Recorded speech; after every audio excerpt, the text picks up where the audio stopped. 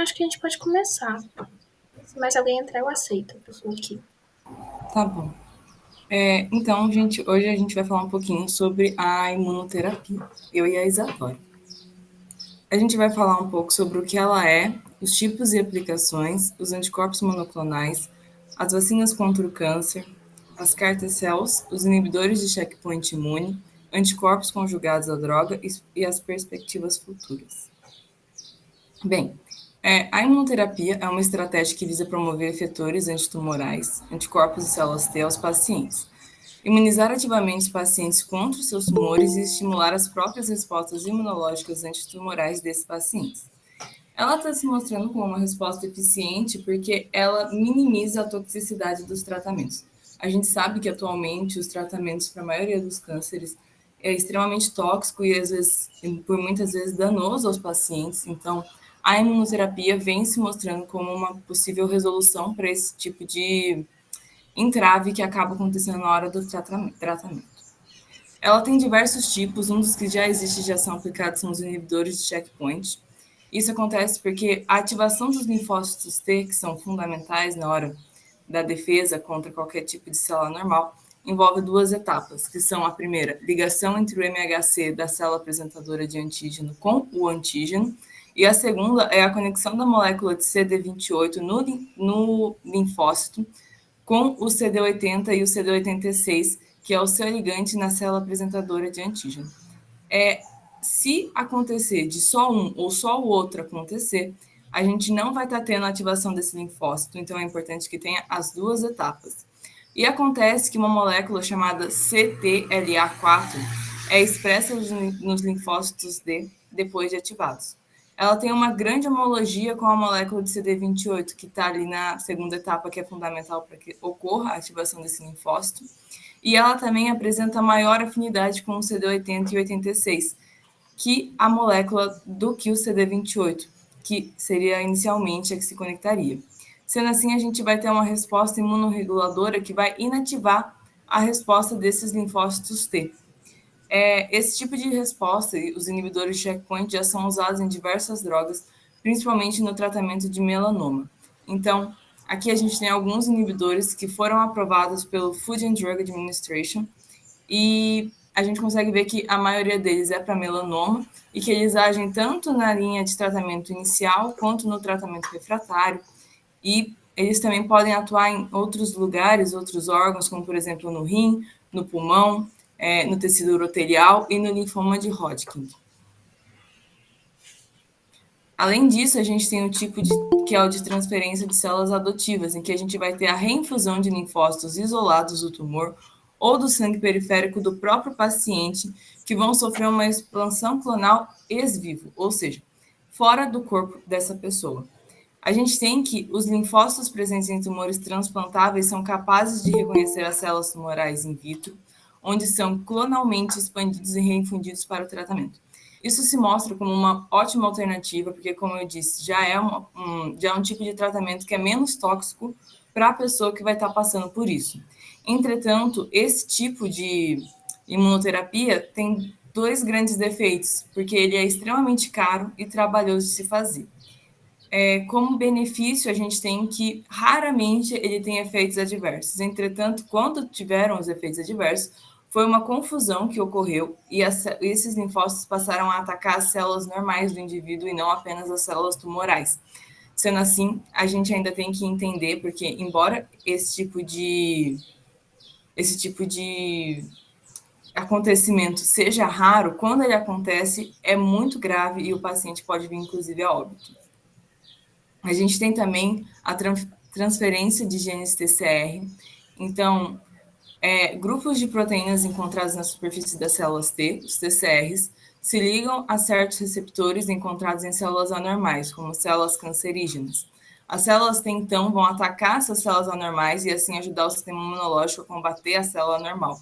Esse tipo está sendo muito utilizado, muito estudado, porque ele é mais específico, então ele realmente acaba atacando apenas as células tumorais e as células anormais, e preservando as células que não são anormais. Ele tem se mostrado promissor no tratamento de câncer de pulmão, sarcomas e mieloma múltiplo. mas ainda assim ele precisa de muito estudo para ser aperfeiçoado e poder ser usado em grande escala. Falando agora um pouquinho sobre o que são os anticorpos monoclonais, eles são anticorpos provenientes de um único clone de linfócito B, normalmente, mas pode ser de T também, que se ligam a um específico etítopo antigênico. Os anticorpos se ligam aos antígenos tumorais e tanto ativam os mecanismos efetores do hospedeiro, como fagócitos ou o sistema complemento, como liberam toxinas para o interior das células tumorais. A gente tem um exemplo muito clássico de como os anticorpos monoclonais funcionam, que é o anticorpo específico para CD20, que é expresso apenas nas células B. Então, ele é utilizado para tratar tumores dessas células e, geralmente, em combinação com a quimioterapia. Sendo assim, quando a gente tem um tumor de célula B, por ele ter essa expressão específica de CD20, a gente consegue garantir que apenas essas células serão afetadas pelo tratamento e não as células normais. Falando um pouco sobre as vacinas, a gente teria que elas são uma maneira de estimular a imunidade ativa contra os tumores e que os tumores causados por vírus oncogênicos podem ser prevenidos pela vacinação contra esses vírus. A gente já tem, por exemplo, uma muito famosa que é a do HPV, mas a gente também tem a da hepatite B, porque existem muitos cânceres ligados principalmente ao fígado, que são preveníveis quando a gente faz a vacinação contra a hepatite B. Além disso, a gente tem também uma vacina contra o câncer de próstata, que é Sipuleucel T, não sei se é bem assim que fala, mas ela vem se mostrar eficiente, principalmente quando a gente tem um câncer em estado avançado e que não regride. Só que ela está sendo estudada porque o mecanismo de funcionamento dela ainda não é completamente decifrado, mas ao que tudo indica, ela vai ser uma vacina que vai poder no futuro estar sendo implementada e ela tem se mostrado bem eficiente.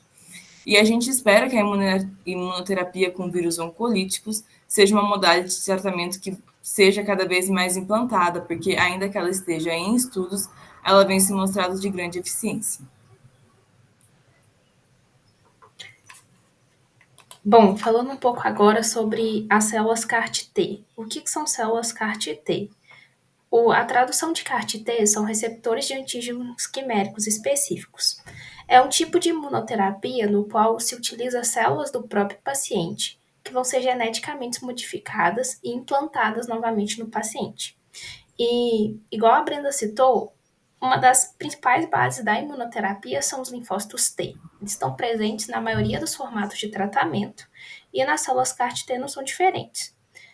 O processo funciona que você coleta os linfócitos T do paciente numa máquina parecendo uma máquina de hemodiálise. Esses linfócitos eles são separados em laboratório e vão ser enviados para um laboratório aprovado. No Brasil, aprovado para uso em tratamento de paciente, a gente tem a Novartis, que normalmente é enviado para os Estados Unidos para fazer essa separação. Para pesquisa, é feito no Brasil mesmo, o INTA faz, por exemplo.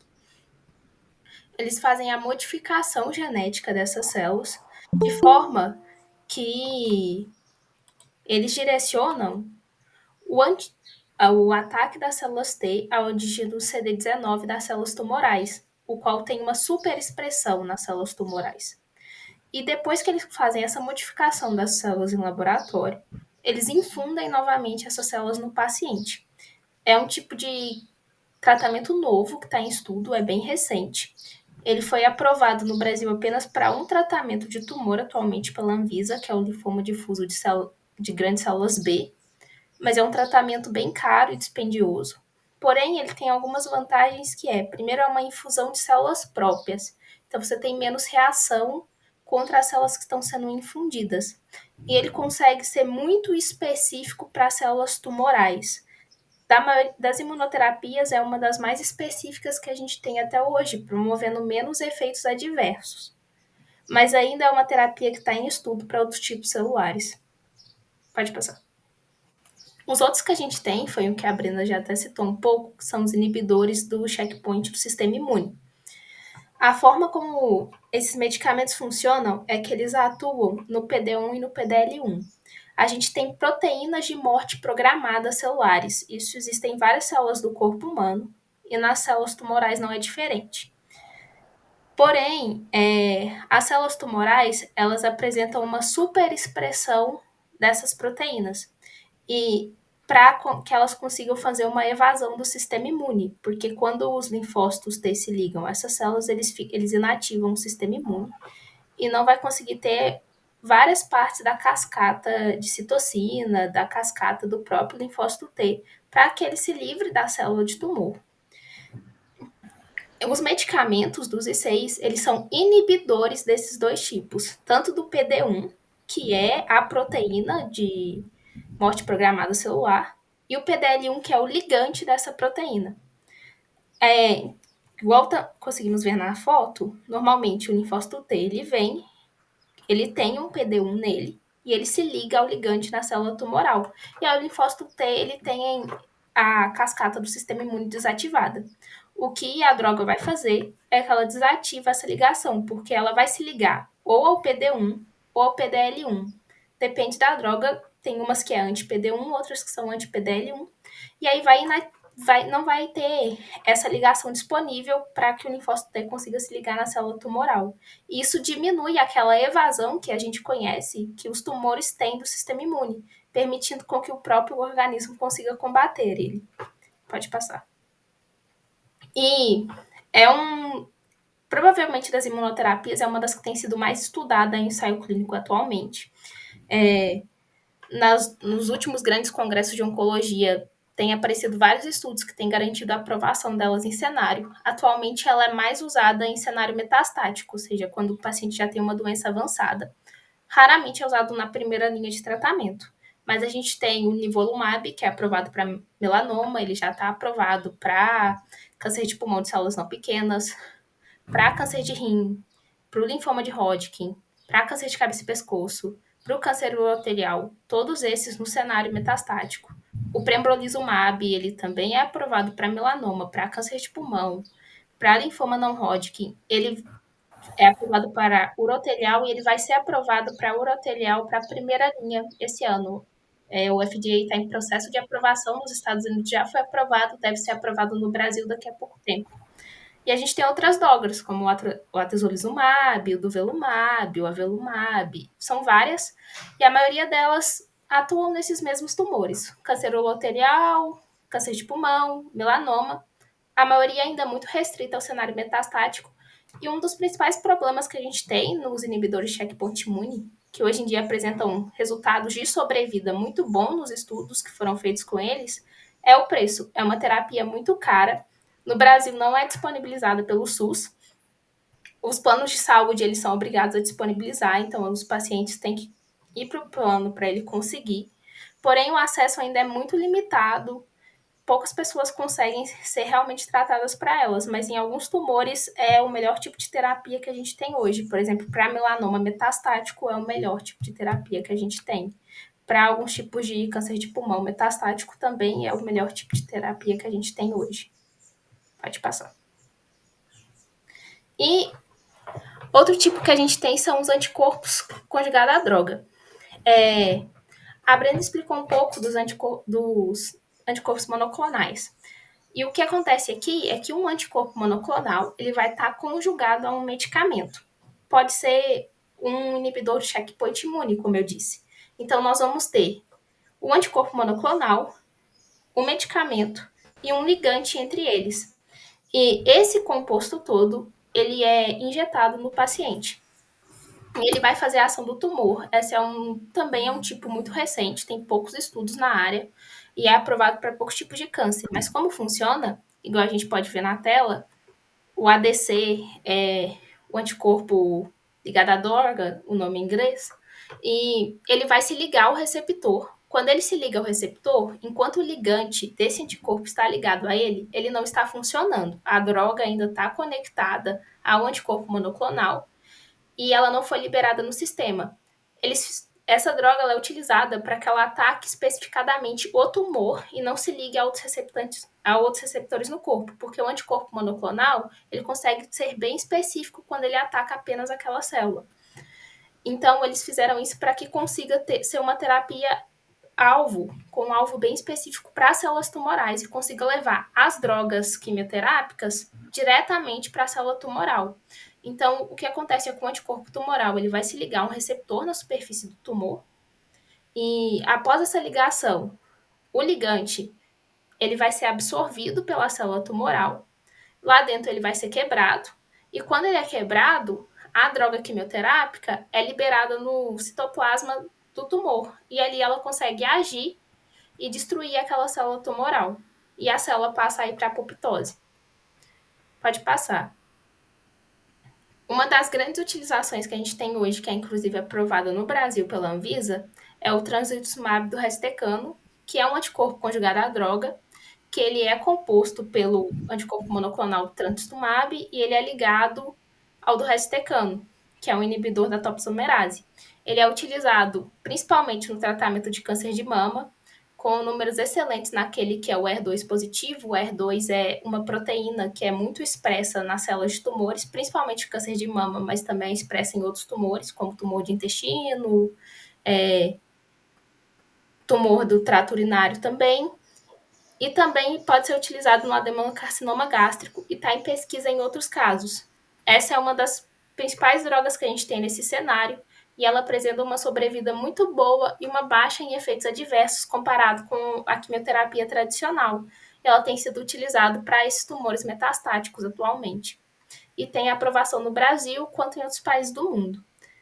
E falando um pouco agora sobre qual é o futuro da imunoterapia, é que ela é, hoje em dia, a área de maior pesquisa no futuro do câncer. Ela é vista como a promessa para o tratamento cancerígeno, porque a gente consegue fazer medicamentos mais específicos para tratar as doenças.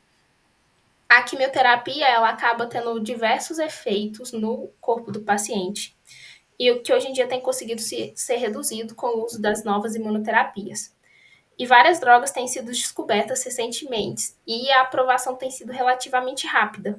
Então, quando a gente olha o cenário das perspectivas futuras para isso, é uma tentativa de aprovação dessas novas formas de medicamento, tanto saindo do cenário só de metástase para ser tratamento de primeira linha em tumores grandes. Ao invés de você aplicar radioterapia, quimioterapia, você aplicar diretamente a imunoterapia sem esperar que o tumor precise de metástase. Em alguns casos já está sendo utilizado até antes de cirurgia. Alguns tumores que eram cirúrgicos hoje em dia estão sendo tentativa de tratar com imunoterapia.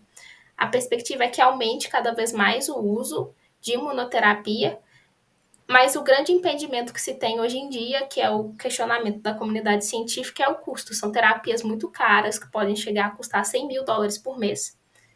E não é todo mundo que consegue pagar isso, nem todo sistema de saúde que consegue bancar. Mas é um tipo de terapia muito interessante, que tem sido a principal pesquisa na oncologia atualmente.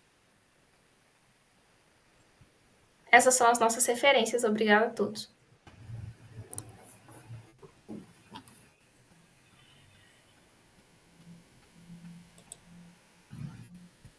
Se tiverem dúvidas, gente, estamos abertas a perguntas.